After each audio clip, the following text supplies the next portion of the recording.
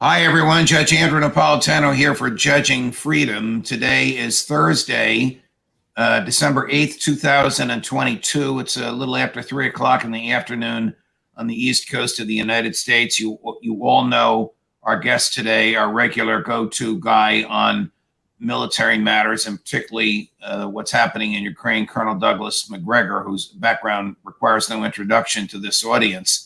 Colonel, we have a lot to discuss, so let me start going through it. Yesterday, Secretary of State Tony Blinken told the Wall Street Journal that the United States public policy is to return Russian troops to the pre-February 24th border, which would mean that they're totally out of Ukraine. How realistic is this, and how unwise is it for him to state that as American public policy?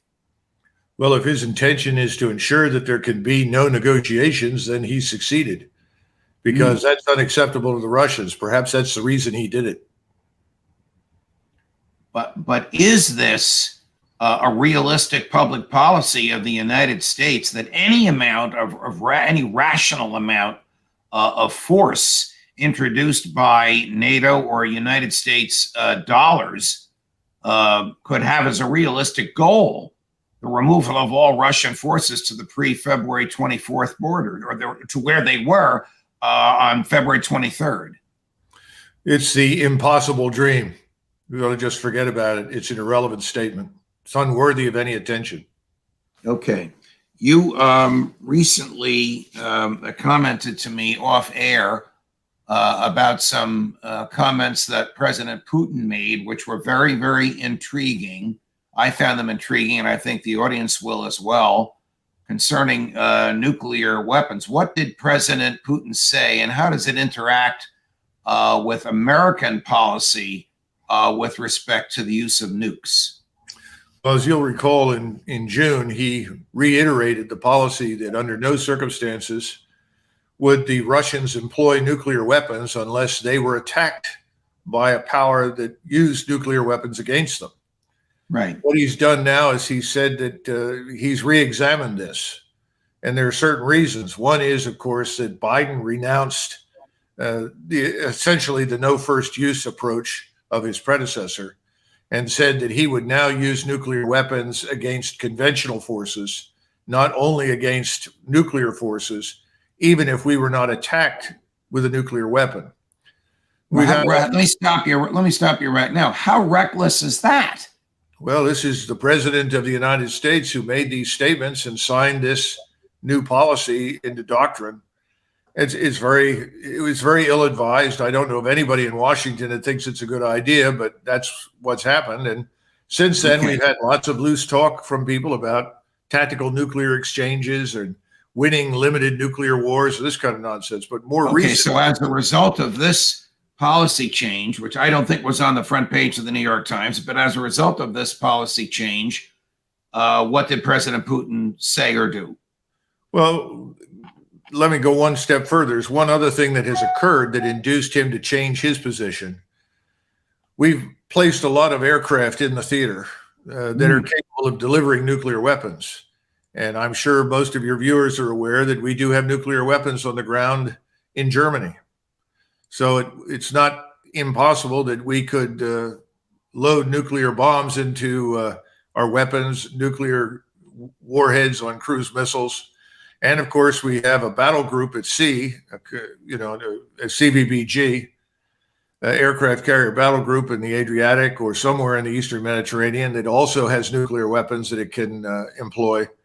So what he's now said is that we will not simply sit by when we see evidence that the United States or its allies are preparing a first strike against us. In other words, if we detect that you are weaponizing your cruise missiles and aircraft with nuclear weapons, we will no longer sit still and do nothing. We will strike. Of course, that's a very frightening prospect. That's terrifying. Because now you're asking, the enemy is, the potential enemy in Russia is saying, we may make the judgment call that you're preparing to nuke us, in which case we will nuke you first. Colonel, has World War III already started? No. You have a war between Russia and the United States via a proxy. That's ongoing. And there are Europeans involved with this. Some are enthusiastic, as the Poles, and others are not. No, we're not yet in a state of a global conflict by any stretch of the imagination. But what I just described to you suggests that if we take that step and we signal to the Russians that we're preparing to do something with a nuclear weapon, we are essentially asking for Armageddon. In a column that you wrote just last week, which is filled with your typical references to history and the failures of American leadership to learn the bitter lessons of history, you have articulated that national strategy, if it exists at all, I'm quoting you precisely, consists of avoiding conflict unless we are attacked and compelled to fight. Is that any longer national strategy, the avoidance of conflict? I mean, you can't even suggest that that's national strategy anymore, especially in light of what Tony Blinken just said to the Wall Street Journal yesterday. Yes, until the Cold War ended, military power existed first and foremost to deter anyone from attacking us. But we made it very clear that we were not going to start a war. We made that clear repeatedly. Every president since World War II, all through the Cold War, had always said, we will not start a war. And made it very clear to the Russians that we would not attack them unless they attacked us. So we've avoided a number of crises, some of which are known and some of which people know nothing about that way. But that's really no longer the underlying fundamental in our strategy. And this goes back to the decision that we had achieved a monopoly of power. It was somebody called it the monopolar moment. And we became the indispensable nation that could effectively bully anybody, anywhere, anytime to do whatever we wanted them to do. We got away with that for quite a long time. And I think that Russia has now drawn the line in the sand and said, we won't be bullied by you anymore. When President Biden spoke in Warsaw, I guess it's about 4 or 5 months ago, obviously you were listening, you characterized what he said was hot with emotion and mired in the ideology of moralizing globalism. What's moralizing globalism? Well, the globalists are convinced of their moral superiority to everyone else, and therefore anyone who disagrees with them, whether it's climate change, open borders, cultural Marxism, whatever it happens to be, is by definition evil and deserves the worst. That's the essence of moralizing globalism. And of course, they are prepared by the neocons. And they are prepared, these neocons are prepared to shed American blood to advance their moralizing globalism. And I guess that underscores precisely what Secretary Blinken said to the Wall Street Journal yesterday. I think that's a very accurate analysis. Okay. You also point out, this is a little long, but I have to quote it. At this writing, which was just last week, 540,000 Russian combat forces are assembled in southern Ukraine, western Russia, and Belarus. The numbers continue to grow, but the numbers already include 1,000 rocket artillery systems, thousands of tactical ballistic missiles, cruise missiles, and drones, and 5,000 armored vehicles, and 11,000 tanks, hundreds of unmanned fixed-wing attack aircraft, helicopters, and bombers. Actually, it was 1,500 tanks. Okay.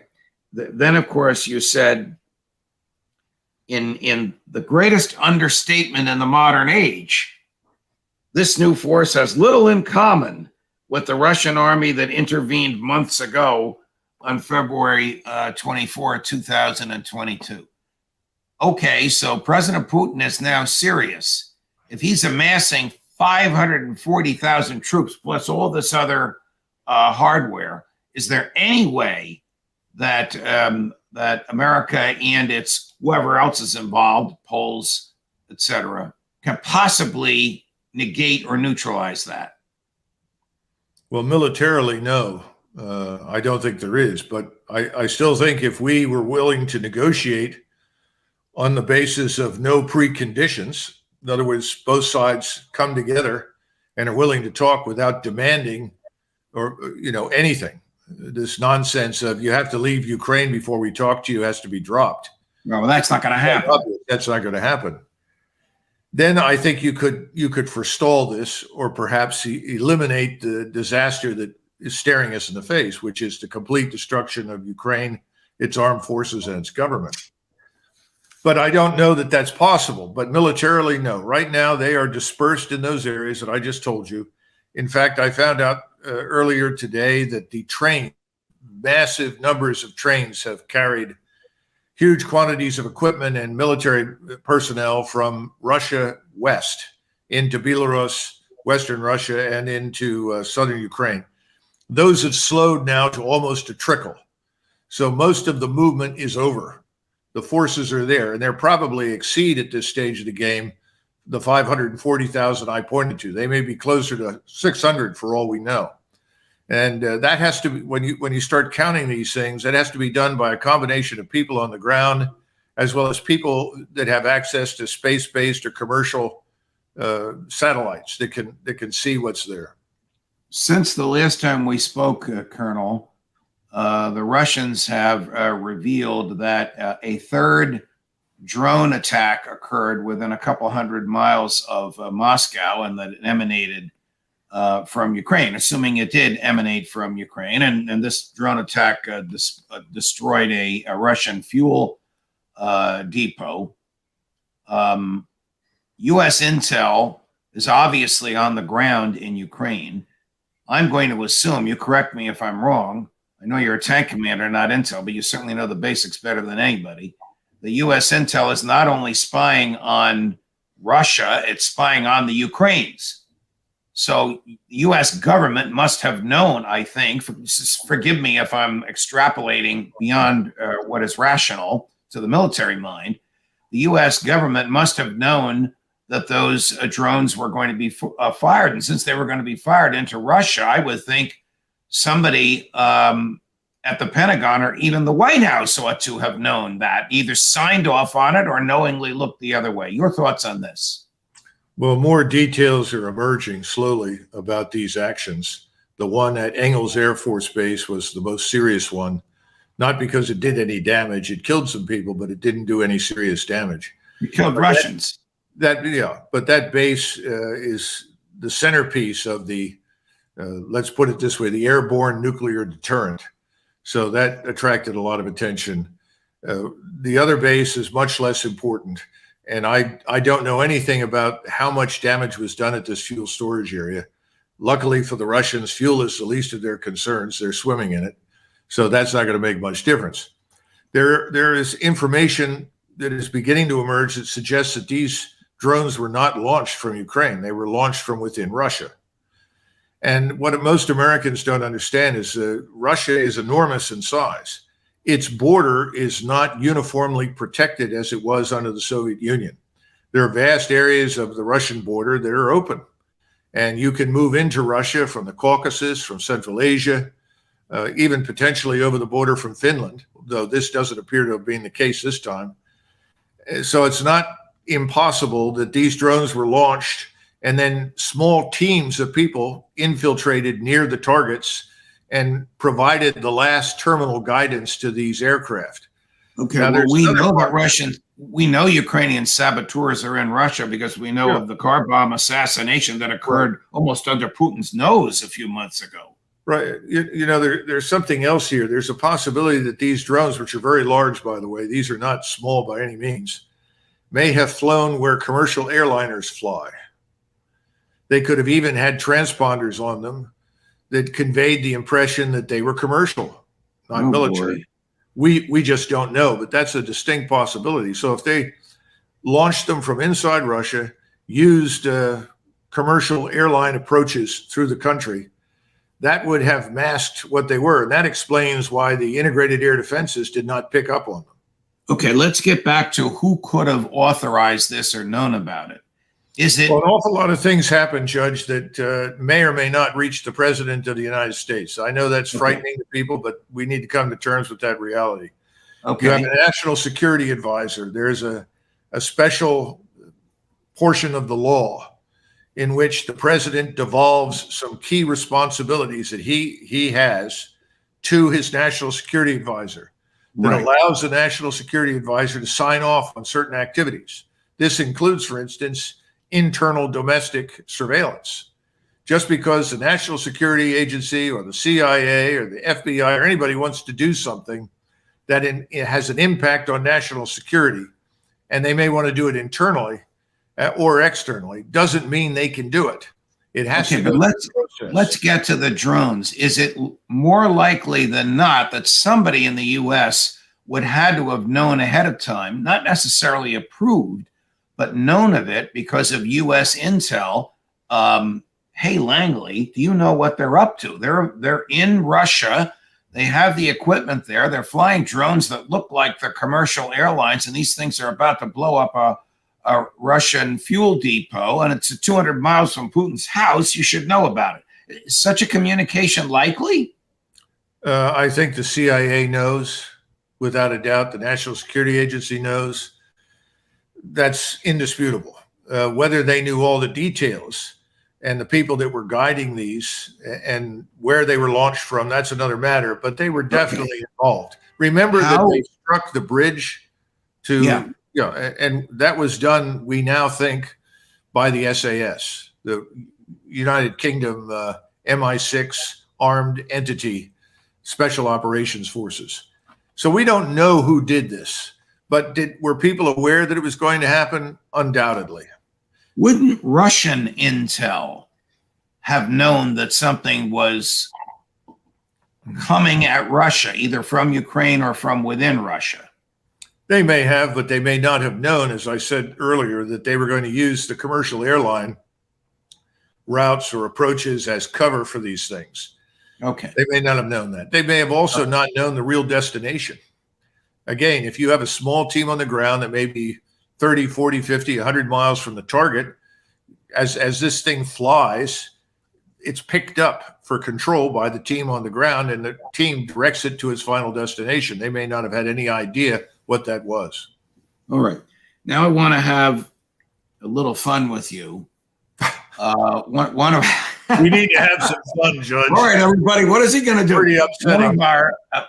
One of our regular guests who presents the other side and who a lot of Freedom Watch viewers love to hate is Jack Devine. You probably know of him. Jack spent 40 years in the CIA and at one point was in charge of all American spying on Russia. So American spies in Russia.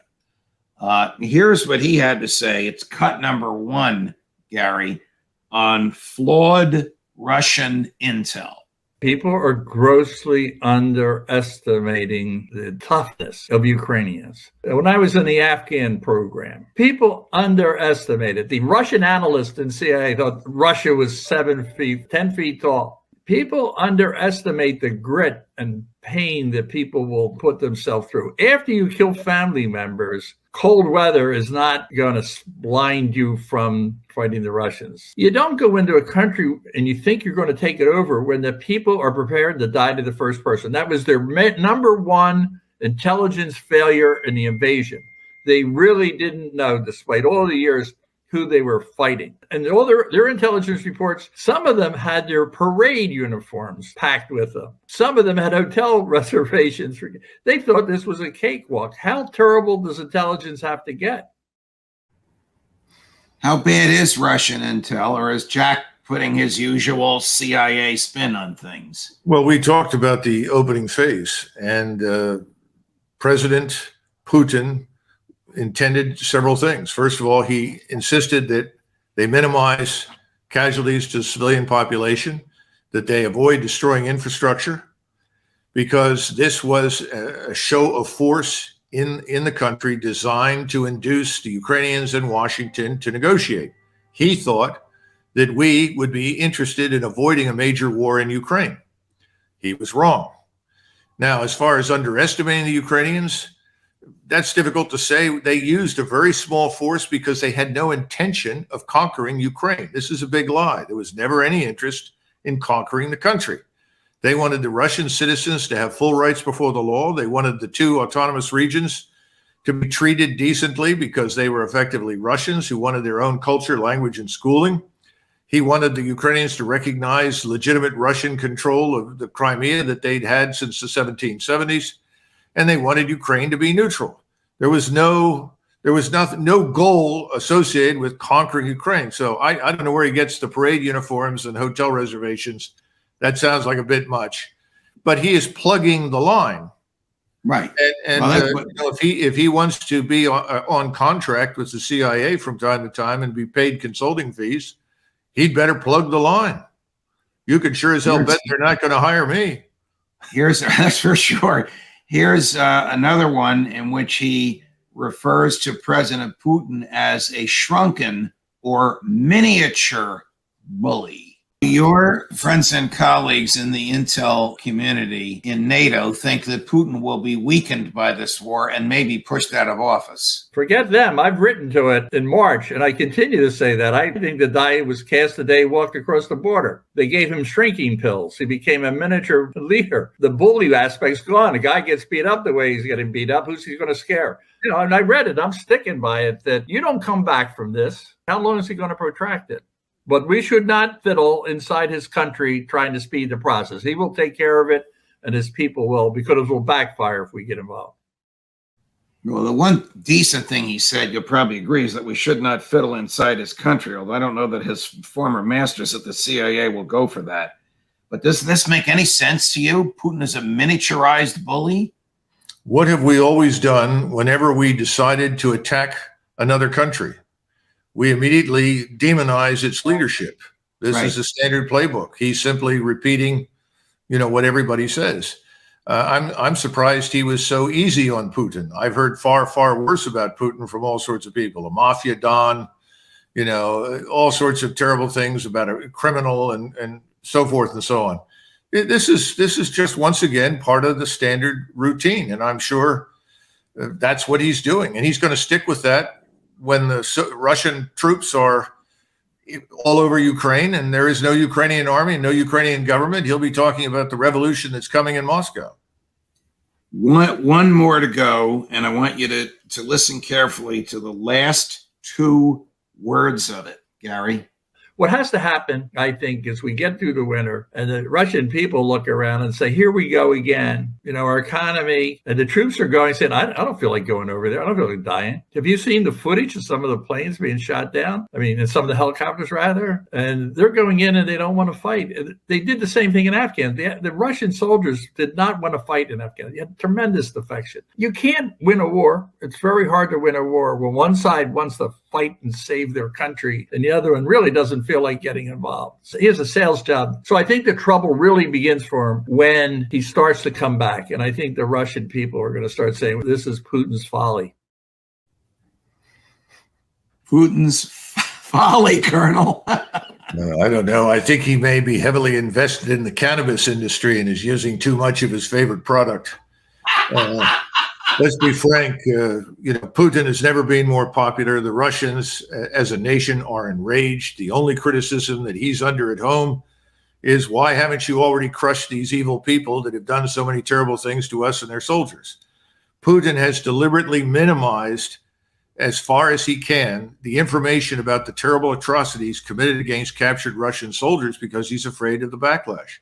In addition to the 300,000 reservists he's mobilized, they've had 80,000 people volunteer to fight. So I don't know what this man's talking about. Again, I think a lot of this is just standard playbook. I don't think the man knows anything about Russians at all. How long will it take 540,000 Russian troops, well-trained and well-equipped, entering eastern Ukraine to march westward toward Kyiv? Well, first of all, that assumes that, again, Kiev is an immediate target. I don't think it is. You have three large concentrations. One in the south that can ultimately move north. The Ukrainians down there have been bled white. They're exhausted. They just moved in most of what we refer to as their foreign legion to Bakhmut because they can't get Ukrainian soldiers to attack anymore. They've taken so many casualties. They're so exhausted. So they've got Polish troops with Americans and Brits, some other Europeans in a mix, plus some Romanians, and they're being moved down there with the Ukrainian forces they can scrape together. Again, this is something the Russians welcome. They want more troops to pour into Bakhmut because then they can annihilate them. And that's what will happen. This is a hopeless situation. At some point, when the decision is made to attack, and I think this man, Surovikin, has a set of conditions that he wants to be met. Some of those have to do with equipment. Now, who is he, Colonel? Is he the new Russian commander? Leader commander. He's the 4-star equivalent, Surovikin. He's the one that was installed late summer, early fall. He's created a unified military command structure. Before he took over, there were several separate entities who were making decisions independently of each other. All of that is over with. He has absolute control over everything. And he is approaching his preparations for this operation much as Field Marshal Montgomery did in 1942 before El Alamein. He is not going to be pushed into attacking any sooner than he thinks he needs to. And he has been using his tactical ballistic missiles, cruise missiles, rocket artillery to systematically annihilate and destroy everything from command and control to the power grid, energy, storage, distribution, transportation infrastructure, you name it. And the Ukrainians are in very bad shape right now. I don't think they can sustain very many more strikes. And actually, millions of Ukrainians are being told by their own government, pack it up, move west, because we can't keep you in these cities. We can't heat the place. We can't protect them. And that's, of course, another positive development, because the Russians would prefer that these places don't have civilians in them. It makes it much easier to conduct operations. So I think you're going to see massive offensives on at least 2 or 3 axes with a couple of 100,000 troops on each one.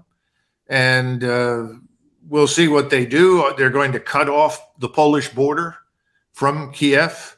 So there'll be an enormous Russian force between the Polish border and Kiev. Wow.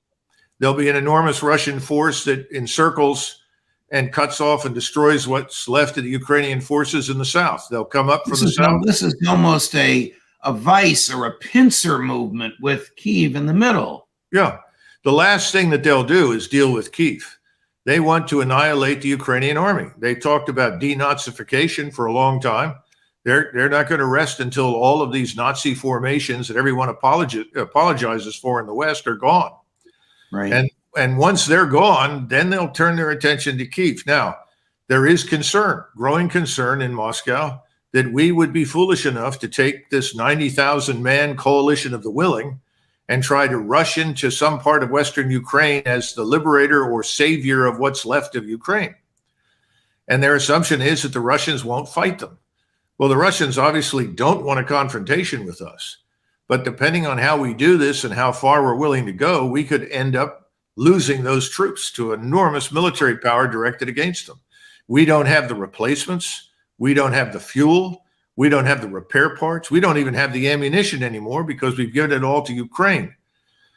And we're on our own. Poles, a few Romanians, and us. The rest of NATO is not interested in marching eastward into Russia. So it's a dangerous situation. They're aware of it. And that's another reason why they fear that if they do end up in a confrontation with us and they utterly destroy our force on the ground, that we will then turn to the use of nuclear weapons. That's the concern. Got it. So much for Putin's folly. Colonel McGregor, always a pleasure. Thank you so much for joining us today. Sure. Thank you, Judge. Judge Napolitano for Judging Freedom.